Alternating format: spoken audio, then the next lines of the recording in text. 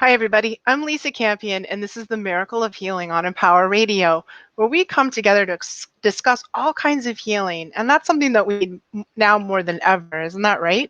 So if you're new to my show, I'm so happy to have you here. And if you're coming back for more, welcome back.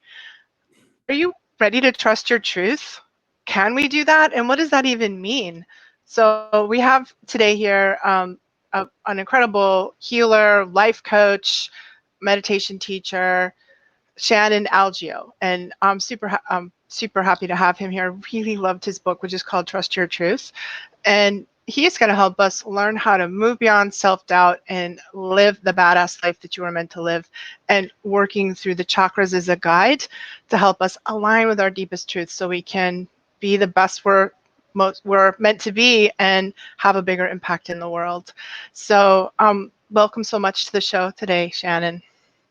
Lisa, thank you so much for having me, and I've been looking forward to this. So I'm so grateful to be in conversation with you and to share about trusting your truth with you and the listeners. Thank you. Yeah, it's such an important topic, and I'm really glad that you wrote about it, and and I really loved your book. I felt like you were writing from such a human place, that you have like a really deep sort of sharing your own humanity, which I found really inspiring, really endearing, it's really relatable. And also, you're laying down some deep wisdom here about how important it is for us to trust our truth. There are two really big things there, trust and truth, that we don't always even know what those things are. So let's start with that a little bit, and maybe you can help us understand what do those things mean and why are they so important? Yeah, it was really important for me to share my humanity and my spiritual growth journey, the highs and the lows in the book, because I really wanted the reader to know that we're walking this path together and that I am not some kind of elitist, like enlightened spiritual being, but I'm a human being, and we all get to figure out our own path home to our truth and to our truths. And so, yeah, like really for me, where I started when I was writing with the book was like, what are all of the reasons that we are taught to not trust ourselves and to not listen to that voice that I know you talk about so much in your work, that voice within that knows, that eternal knowing, that remembrance that we come home to in our meditation practice or yoga practice or nature walk or journaling exercise. We come home to this truth and we know it.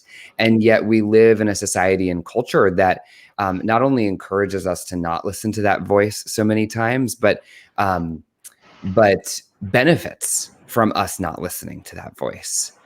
And well, yeah. So what does it mean? What does it mean for us to step into an empowered state of trusting embodied wisdom that the mind might not always necessarily logically understand what that felt sense of wisdom is within ourselves. But if we learn to be in relationship with that, we really tap into that deeper power.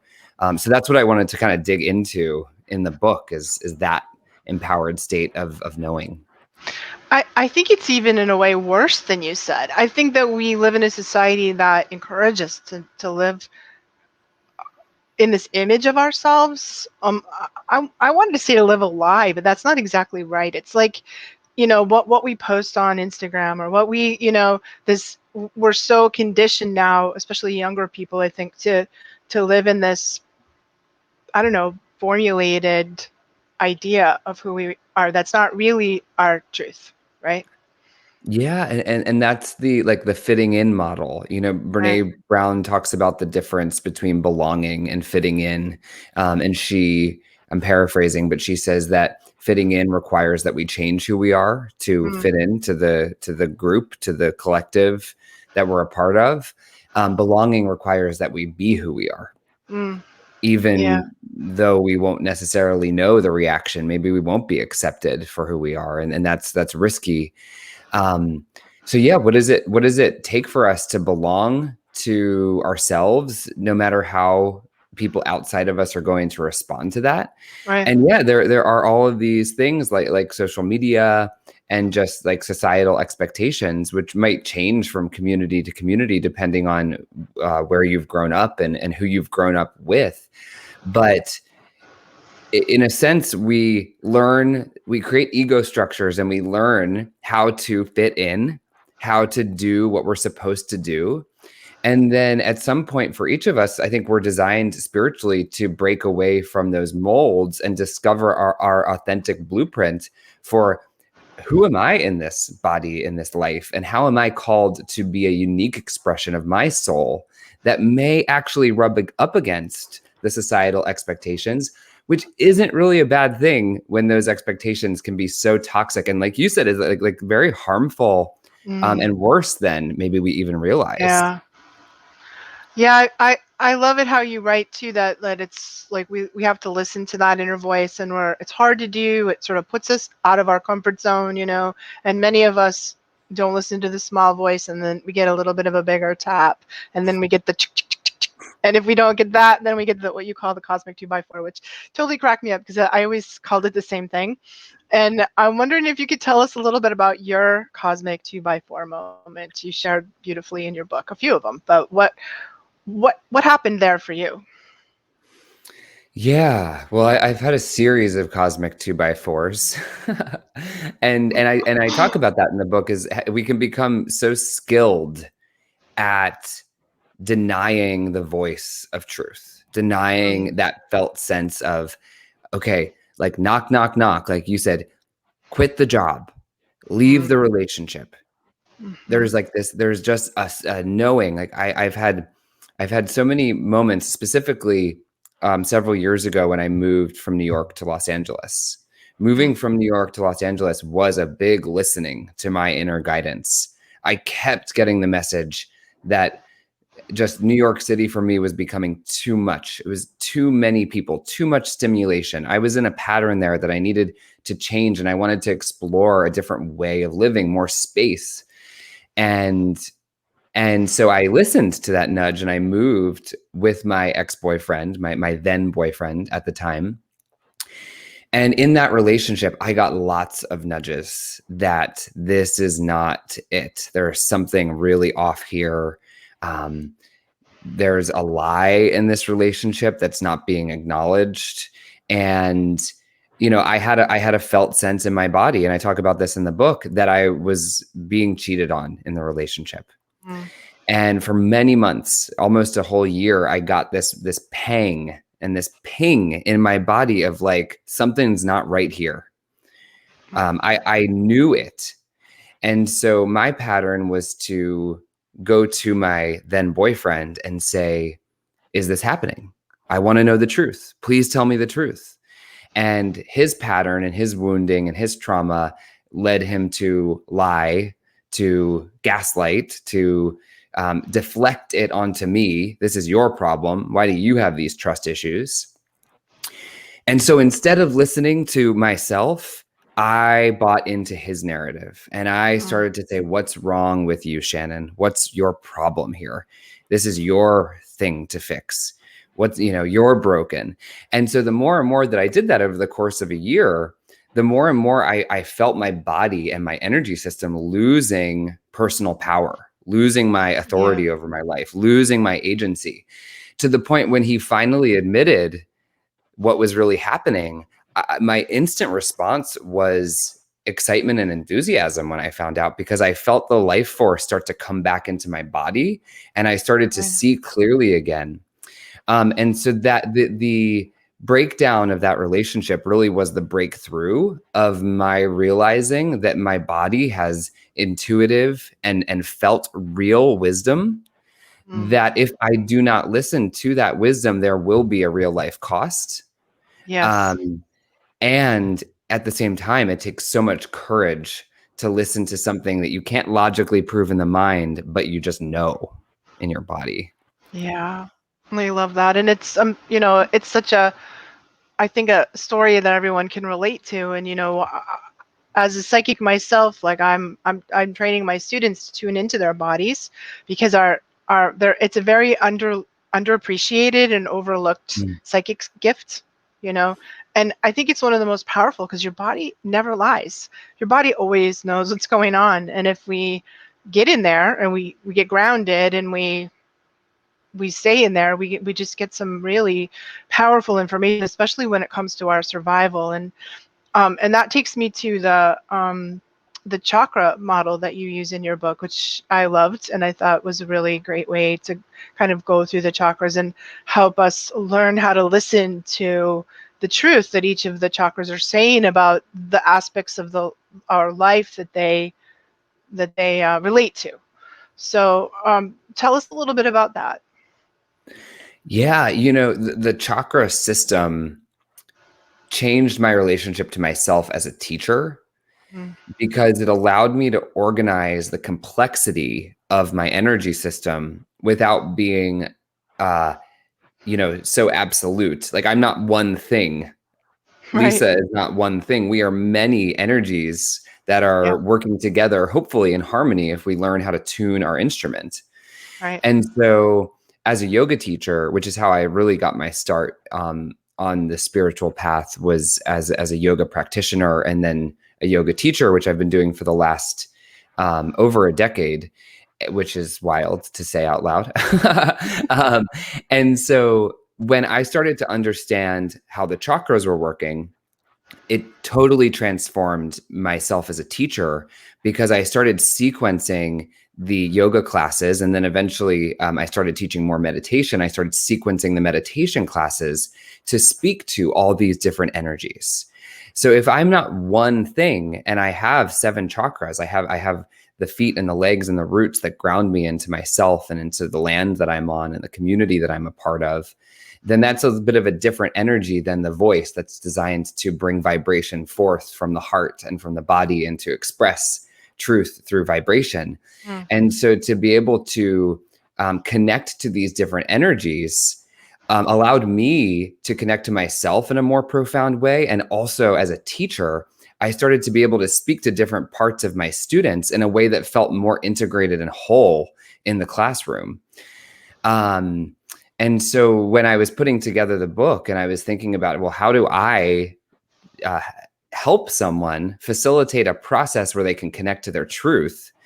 It was important to uh, expand the definition of truth and relate to the different and sometimes even conflicting aspects of truth Right. in the root, Yeah. in the Because you can gut. have so many different versions of that truth depending on what chakra we're looking through.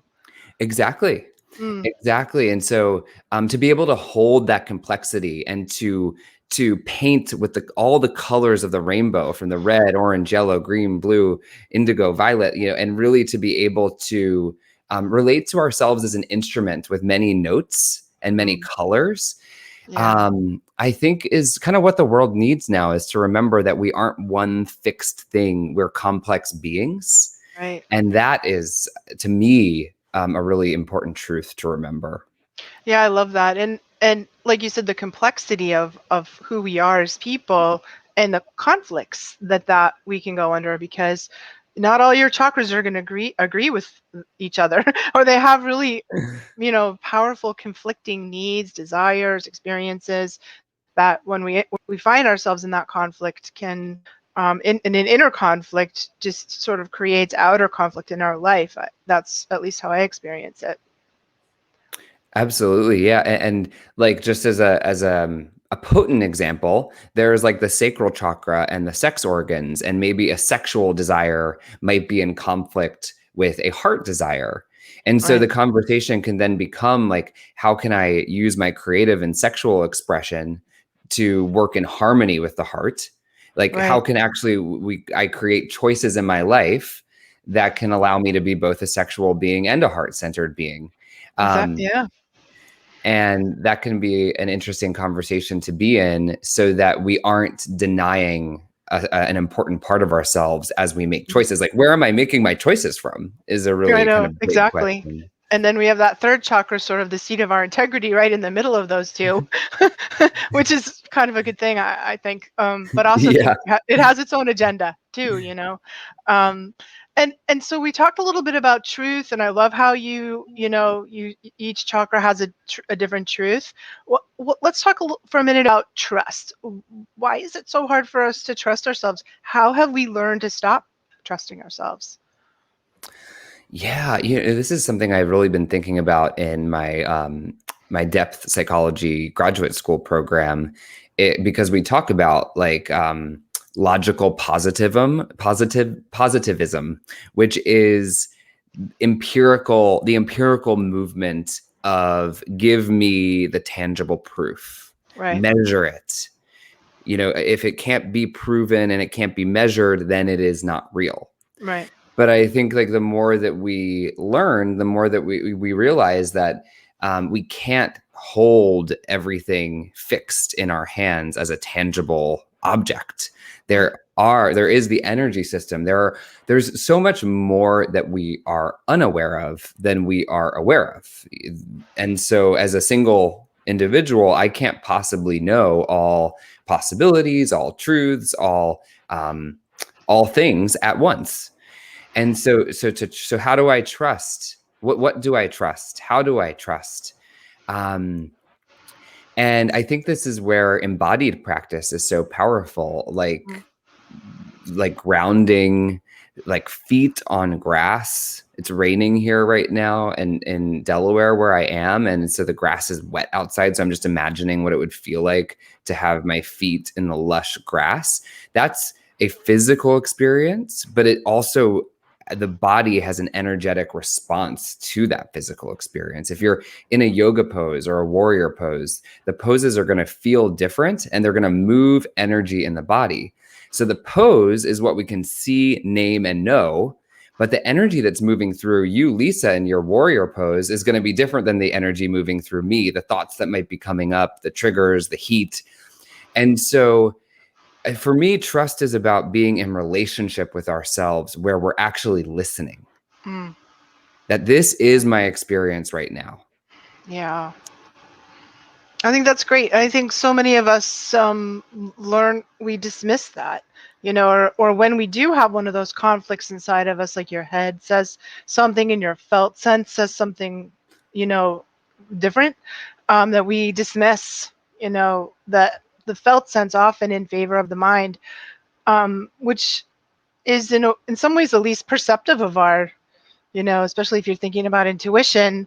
Our minds, our six chakras have some challenges perceiving because they're so they're so connected to the dross of our thoughts and our mind, and I think that's why meditation is such a powerful tool to to still the mind enough so that we can feel what those levels of truth that you're talking about are. And so we come to the idea of meditation, which is something also that is a big part of your book and a big part of your own life and your practice. Yes.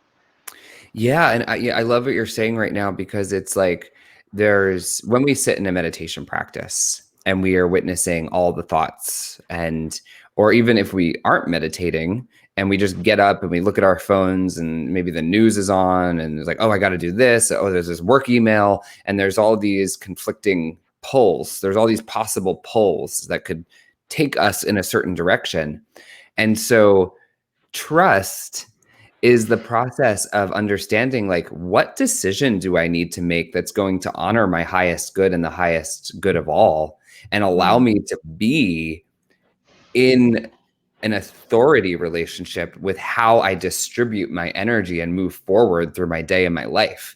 There's so many things we could do in a given moment. And so the meditation practice and journaling, and for me, yoga practice or going on a hike or a walk without my phone, these are discerning practices that allow me to witness the fluctuation of the thoughts, like you mentioned in the sixth chakra, and then make a decision. Like I pose in the introduction to the book is, what would make me proud of myself right now? Mm. What's the thing that I could do that's going to increase the pranic energy in my body, give me life force, connect me to the remembrance of that discerning voice within that is connected to the deepest layer and level of truth? And Yeah, we really do have to press the pause button on the busyness of life, especially as life is starting to open up again, post Mm, pandemic. We really yeah, need to connect back into um, who is making the choices and where are we making these choices from. Meditation for me is such a beautiful practice of just some days I can't still the mind, but I'm so right. much better off from just seeing the wildness that's happening Mm, instead of yes. enacting it. I feel you. I've been a lifelong meditator, like my parents were hippies, and so they took me to transcendental meditation when I was 10. Mm, And because that's what you did in 1974 when you were a hippie. and uh and so I have an unusual un- relationship with meditation because I've literally been like a lifelong meditator, and I find mm, that all of that quieting, the quieting of the mind, the stilling of the external world gives us the gives me anyway the possibility for those truths to come up. And sometimes they're hard, sometimes they're shocking, or they're like, I don't want to look at that, or oh my god, no, that can't be what true, like that can't be what I want. Or we fight against, like you were explaining in this story with your ex-partner, um, the truth you were feeling in your body, like, and that goes against the spoken, you know, what somebody else is speaking. But I find the more that I sit with myself, the more I can uncover that inner truth. oh my gosh, yes. Yeah, and Yeah. that's the beauty of the practice of meditation is there's some days where I'm like, why am I doing this? Is this really going to help? Is this really, Yeah. and then it it helps me to be in relationship with all of the many voices and desires and then Mm. choose the one. There's that quote, like, the grass is greener where you water it. Mm.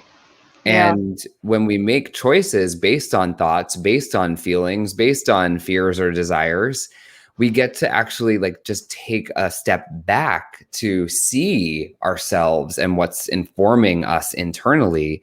And then, yeah, sometimes we have to do something that's like, oh, I don't want to do that. Or like, like it's that inconvenient truth. Yeah, the But inconvenient truth. actually, Oof. we have to do what's going to benefit us beyond just the immediate um, Mm. pleasure pain decision making.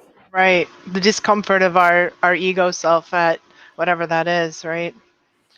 I love how you weave into your book a lot of conversation around personal power versus sort of systemic and cultural power, and it Mm. is so timely right now. I think with a lot of people are going through, and how do we hold our power, our personal power, in the midst of systemic power, and what's our relationship there? What's it supposed to be like? Do you think?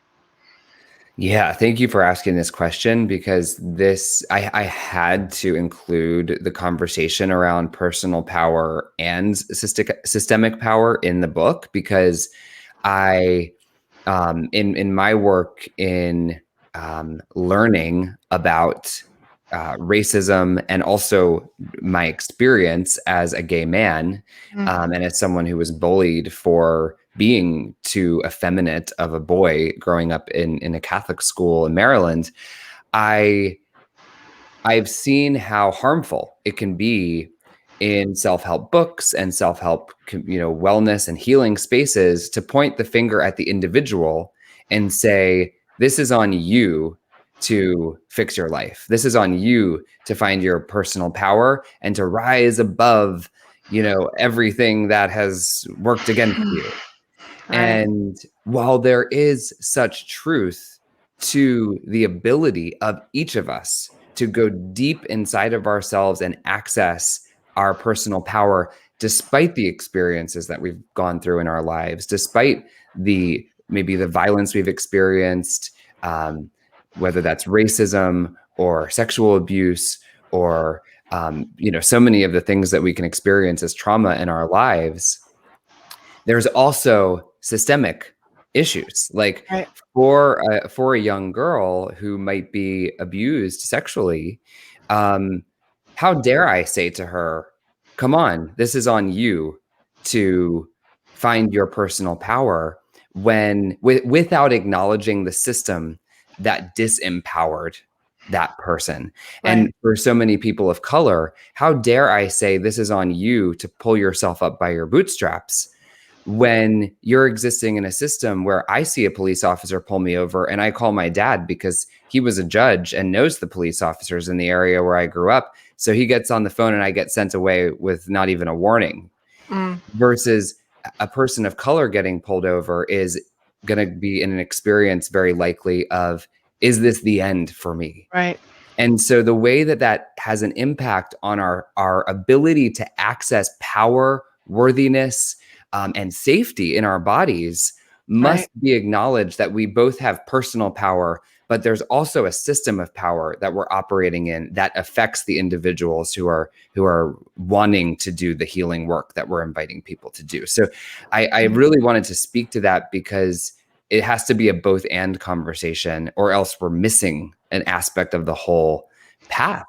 I'm so glad you did. And I find, like you said, it's not everybody goes there. Not everybody wants to have that conversation or feels like it's okay to do that. So I'm super grateful also that you brought it up so beautifully in your book and just Thank now you. too. Thank you. So Shannon, if people want to work with you, first of all, let's talk about your beautiful book. How can people find it? Yeah. So it's Trust Your Truth, Heal Self-Doubt, Awaken to Your Soul's Purpose, and Live Your Badass Life. Mm, And you can go to trustyourtruthbook.com. It's trustyourtruthbook.com. There's also, for anyone who gets the audiobook, which is on Audible, or buys a copy of the book, or a lot of people seem to like to have both, which is amazing. There's also meditations that you can get for free that go with each chapter and each chakra. cool. So that's kind of fun. And yeah, that's trustyourtruthbook.com. Wonderful. And let's take a look at your website too, in case people want to contact you. Are you working with people right now, or are you just concentrating on grad school? Yeah. So, shannonalego.com is my website. I'm mostly focused on grad school right now because I am at the beginnings of clinical training where I'm going to be doing my psychotherapist training with supervision. But I also do have a coaching practice. And so if Mhm. someone feels like they want to reach out or we would be a good fit to work together, I'm definitely open to exploring that. And there's like contact information on my website about that. And there's also a meditation, soul illumination meditation. If anyone wants more meditations, there's over 100 meditations on there. That's great. How cool. Well, Shannon, thank you so much for the conversation and for writing the beautiful book that you did. It's so timely and lovely, and I really, really recommend it for people. I found it just delightful and hopeful. Give me a sense of hope, actually, at a time Mm. kind of at the end of a long stretch of difficulty that we've all been through. So thank you so much for being here with me today. Thank you so much, Lisa. Thank you for the work that you're doing and for your rich and meaningful questions. And thank you for the books that you've been putting out into the world. And I was really grateful. I am really grateful to be able to connect with you today. Thank Oh, you. yeah, me too. So much fun.